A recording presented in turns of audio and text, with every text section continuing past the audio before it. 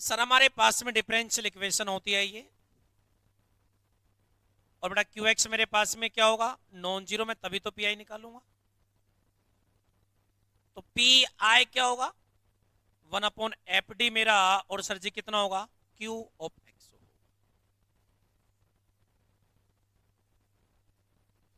जो P I होगा ना, वो लेफ्ट और राइट दोनों को सेटिस्फाई करेगा। बात क्लियर, लेफ्ट को भी और राइट को भी सेटिस्फाई करेगा। एक सवाल लिखो, अभी हमने कुछ सीखा नहीं है, फिर भी हम सवाल कर देंगे, तुम देखना। अभी लिखिएगा सवाल।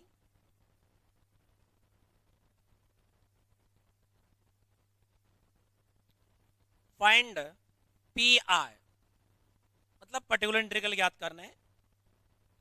D square y d x square 5 d y upon d x है, 6y बराबर e की पावर 4x है। Option number A. Sir ji हमारे पास में, यहां से हमारे पास में ऑप्शन नंबर ए कह रहा है 1/4 ई की पावर 4x है। सर जी ऑप्शन नंबर बी हमारा कह रहा है कि 1/2 ई की पावर 3x है।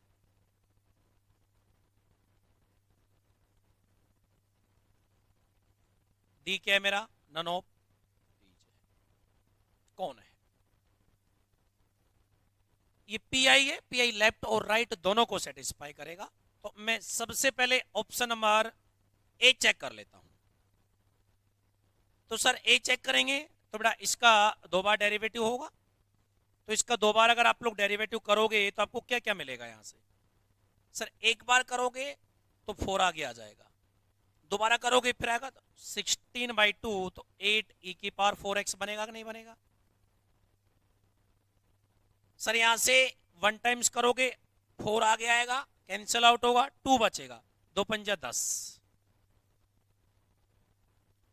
6 मेरा ई की पावर मेरे पास में 4x है, और 1/2 साथ में है। तो सर जी मैं डायरेक्ट उसको 3 लिख दूं।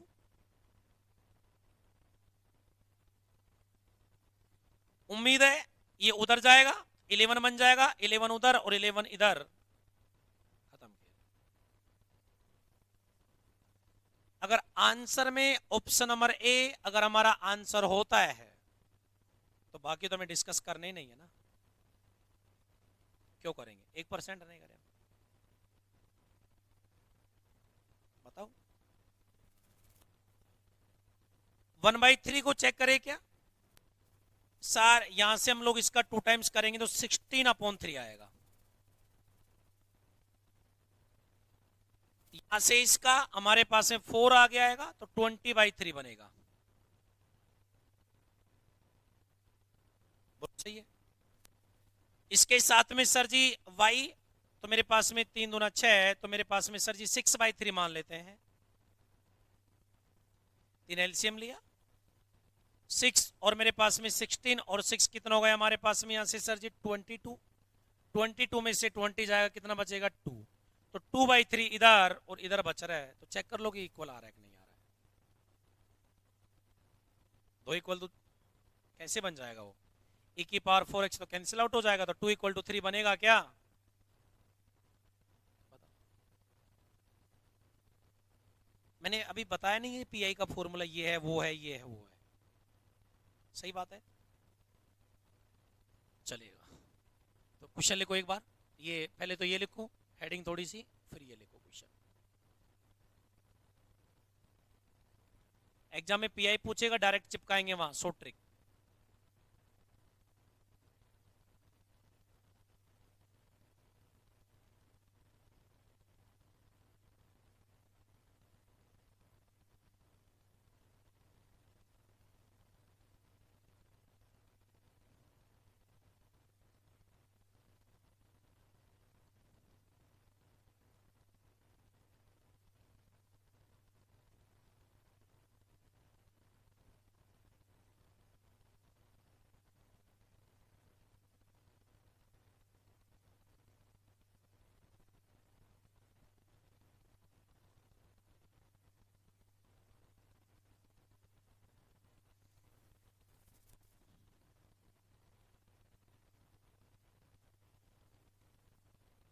चलें।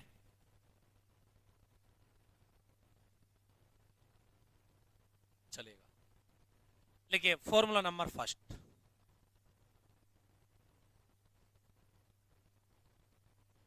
अगर हमारे पास में जो क्यू एक्स है ना ई की पावर एक्स में हो, किस में हो, ई की पावर एक्स में, तो हम लोग करेंगे क्या, पी आई क्या होगा, पी आई 1/एफ डी हमारा क्यू एक्स होता है ना सर, 1/एफ डी मेरा, और ई की पावर कितना है, ए एक्स है। हम लोग क्या करेंगे, डी के स्थान पर डायरेक्ट ए को आक्रमण करेंगे, डी को किससे रिप्लेस करेंगे, ए से। दो चीजें हो सकता है कि डी को जब मैं ए बनाऊंगा तो हो सकता है एफ डी मेरा नॉन जीरो हो, और हो सकता है जीरो हो जाए। D plus one D minus one है, और यहाँ ई की पावर 2x है, ये ए की वैल्यू 2 है, तो 2 plus one 2 minus one non zero आ रहा है। लेकिन अगर मैं ऐसा कर दूं, ए की वैल्यू 1 है ना, 1 plus one non zero, 1 minus one zero, तो जीरो भी बन सकता है और नॉन जीरो भी बन सकता है। दो कंडीशन आ रही है सर। अगर मेरे पास में डी को ए से रिप्लेस करने से अगर एफ डी मेरा अगर नॉन जीरो बनता है तो डायरेक्ट आंसर मिलेगा। डी को केवल और केवल क्या बना दो, ए बना दो, डायरेक्ट आंसर। ये हमारा डायरेक्ट आंसर होगा। डी को 2 प्लस वन 2 माइनस वन, तो 1/3 की पावर 2x मेरा डायरेक्ट आंसर है। सही है। और सर जी अगर ये मेरे पास में, अगर मेरे पास में डी को ए से रिप्लेस करने से अगर एफ डी मेरा जीरो हो गया, तो ई की पावर ए एक्स है, ये किसकी बदौलत जीरो हो रहा है, इसकी बदौलत ना। तो एफ डी किस फैक्टर की वजह से जीरो बनेगा ये तो मालूम रहेगा ना, रहेगा ना। तो इसका फॉर्मूला आता है, मान लो ये इस फैक्टर की वजह से जीरो बना, दूसरे फैक्टर की वजह से जीरो नहीं बना। ई की पावर कितने है, ए एक्स है। ये फाइव डी तो कौन है, डी प्लस वन, और ये कौन है, आर की वैल्यू कितनी है यहाँ, वन पावर।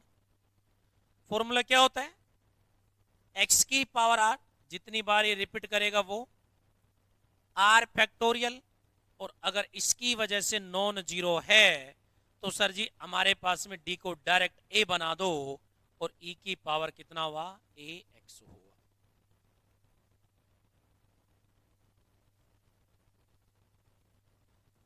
ये हमारा फॉर्मूला नंबर पहला है।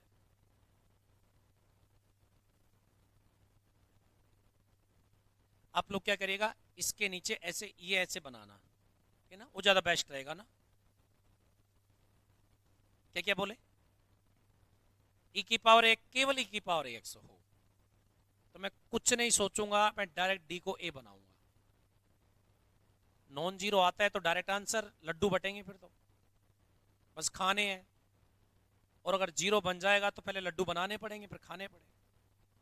अगर जीरो बनेगा तो हमें फैक्टर ढूंढना है किसकी वजह से जीरो बन रहा है, उसकी पावर चेक करो, डायरेक्ट फॉर्मूला शिफ्ट करेंगे, हम लोग क्वेश्चंस करेंगे। यहाँ तक लिख पाइए।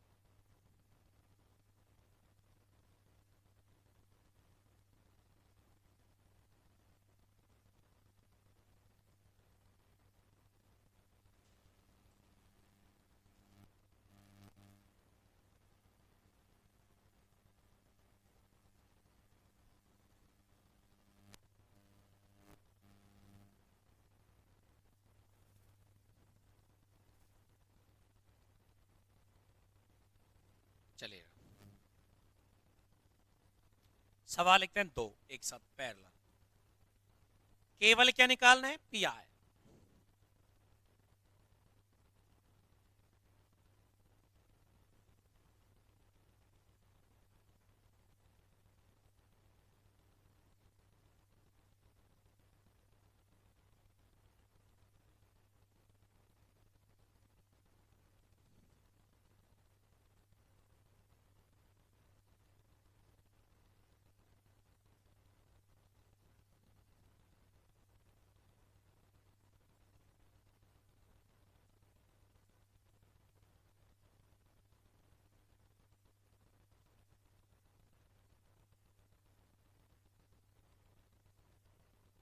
ठीक है, देखिए सी एफ देख लेते हैं पहले तो ना, हालांकि निकालना नहीं है पर बता रहा हूं मैं।